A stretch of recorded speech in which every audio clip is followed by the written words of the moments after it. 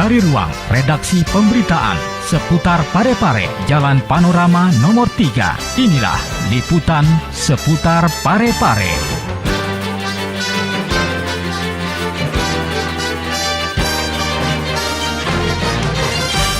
Assalamualaikum warahmatullahi wabarakatuh. Halo pemirsa, bagaimana kabar Anda? Senang sekali saya Ika Merdeka Sari kembali menyapa Anda dengan sajian informasi terkini yang berhasil dihimpun oleh tim redaksi berita seputar Parepare Peduli. Dan berikut beragam informasi terkini untuk Anda. 1.600 formasi CPNS Parepare diusulkan ke BKN.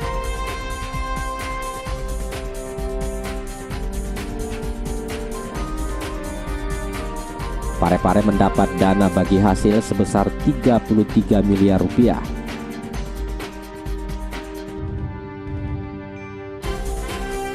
Dishub Kominfo Kabupaten Mamasa kunjungi LPPL, Radio Peduli Parepare.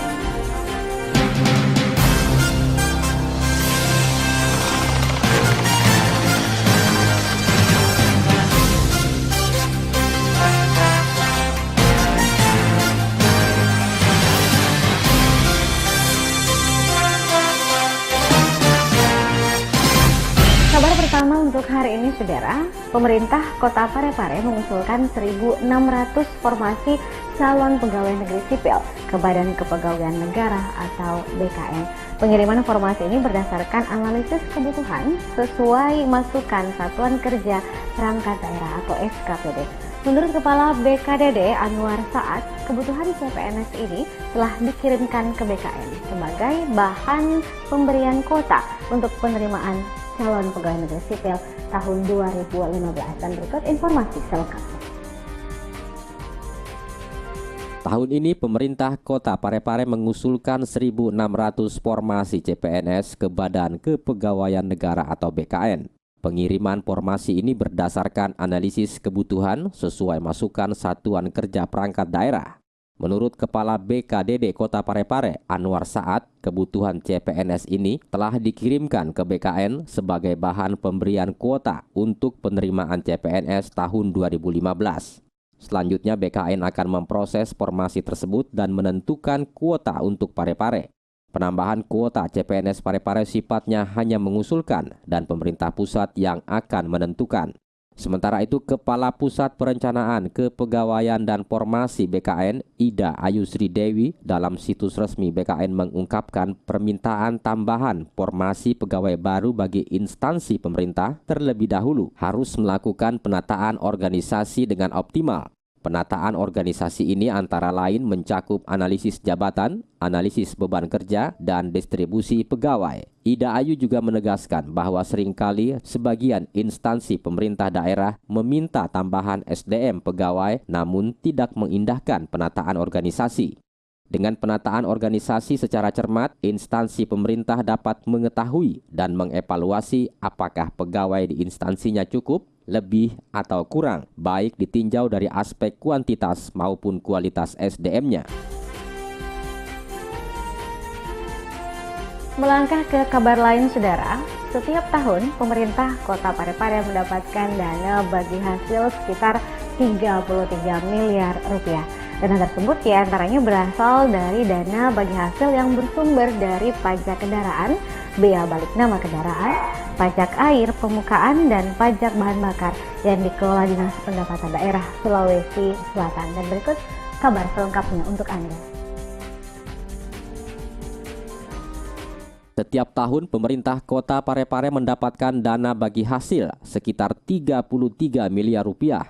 Dana tersebut diantaranya berasal dari dana bagi hasil yang bersumber dari pajak kendaraan, bea balik nama kendaraan, pajak air permukaan, dan pajak bahan bakar yang dikelola Dinas Pendapatan Daerah Sulawesi Selatan. Hal ini diungkapkan Kepala Dispenda Provinsi Sulawesi Selatan, Tau Toto, usai meresmikan pengoperasian gerai Samsat Sayang Kota Parepare di Pasar Semi Modern Lakesi pada hari Selasa lalu. Menurut Tau Toto, dana bagi hasil untuk Kota Parepare tahun 2014 lalu sekitar 33 miliar rupiah. Dana ini berfluktuatif, bisa bertambah dan bisa juga berkurang. Hal ini tergantung fluktuasi pembayaran pajak. Lebih lanjut, Tautoto mengungkapkan target pajak kendaraan bermotor tahun 2015 bagi Dispenda Sulsel sebesar 800 miliar rupiah dan pajak bea balik nama ditargetkan sebesar 1,15 triliun rupiah. Untuk memenuhi target tersebut, Samsat melakukan berbagai terobosan, di antaranya pengoperasian gerai Samsat Sayang yang akan mendekatkan diri dengan wajib pajak. Penerimaan dana bagi hasil dari pajak kendaraan bermotor ini ditujukan untuk pembangunan daerah, baik pembangunan infrastruktur atau suprastruktur. Beralih ke informasi lain, saudara, baru-baru ini Dinas Perhubungan Komunikasi dan Informatika Kabupaten Mamasa, Sulawesi Barat berkunjung di Radio Peduli Parepare. Kunjungan kerja ke Dinas Kominfo Kota Parepare ini untuk melihat langsung sejauh mana proses pengelolaan Radio Peduli Parepare sebagai radio publik lokal yang mana memberikan apresiasi yang luar biasa dan juga informasi bagi seluruh masyarakat, tidak hanya di Kota Parepare tapi juga beberapa kabupaten kota di seputar Sulawesi Selatan dan Sulawesi Barat. Dan bagaimana kunjungan kerja mereka? Berikut informasinya. Keberadaan Lembaga Penyiaran Publik Lokal LPPL Radio Suara Bandar Madani yang kini bernama Radio Peduli Parepare sebagai salah satu lembaga penyiaran publik lokal menjadi referensi bagi kabupaten kota yang ada di Sulawesi Selatan dan Barat.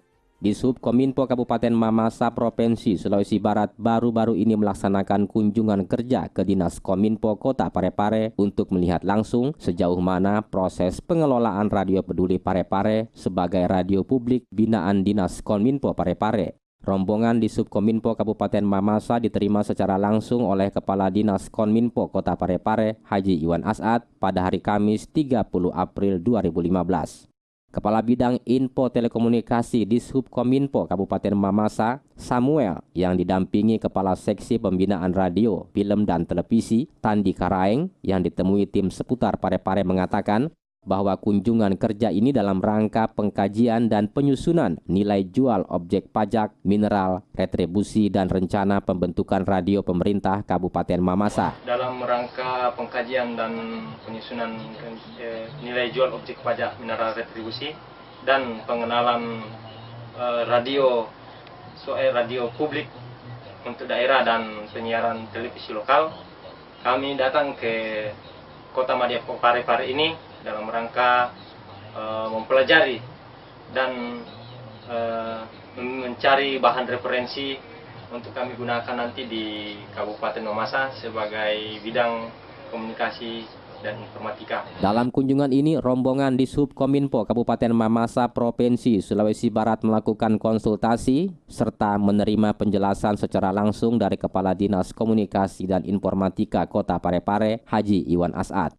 Konsultasi ini diantaranya penjelasan mengenai proses pengelolaan LPPL Radio Peduli yang dilanjutkan dengan meninjau studio dan ruangan produksi Radio Peduli Parepare. Terima kasih saudara, Anda masih setia terus bersama kami. Dan informasi kunjungan kerja Dinas Perhubungan Komunikasi dan Informatika Kabupaten Mamasa, Sulawesi Barat mengakhiri 3 informasi untuk hari ini. Dapatkan beragam informasi terkini lainnya dalam berita seputar Parepare Peduli edisi berikutnya. Bisa juga Anda mengupdate beberapa informasi lainnya di www.pareparekota.go.id. Akhir kata, saya Ika Merdeka Sari mewakili teman-teman kru yang bertugas mengaturkan terima kasih untuk kebersamaan Anda. Sampai jumpa di lain kesempatan. Assalamualaikum warahmatullahi wabarakatuh dan selamat beraktivitas.